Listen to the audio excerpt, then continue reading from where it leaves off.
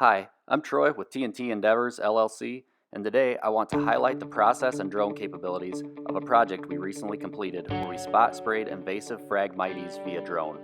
For this project, the Wisconsin DNR wanted 250 acres spot treated out of about a 1,400 acre nature preserve. Our objective was to effectively identify and apply herbicide to the targeted areas without impacting non-target areas.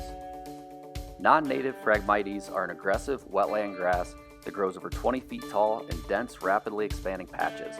And it outcompetes native plants, displaces wildlife, and presents a range of other negative biological impacts ranging from drainage issues to soil nutrient imbalances. And here in this area on the aerial videos, you can easily see the lighter colored patches of Phragmites. We began by mapping the area to accurately identify all the patches of invasive Phragmites.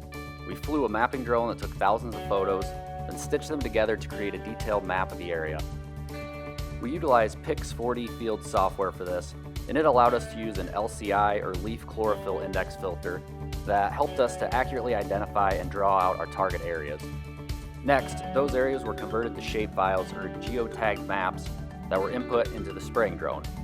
183 total patches of Phragmites were identified, ranging from 20 feet to 10 acres.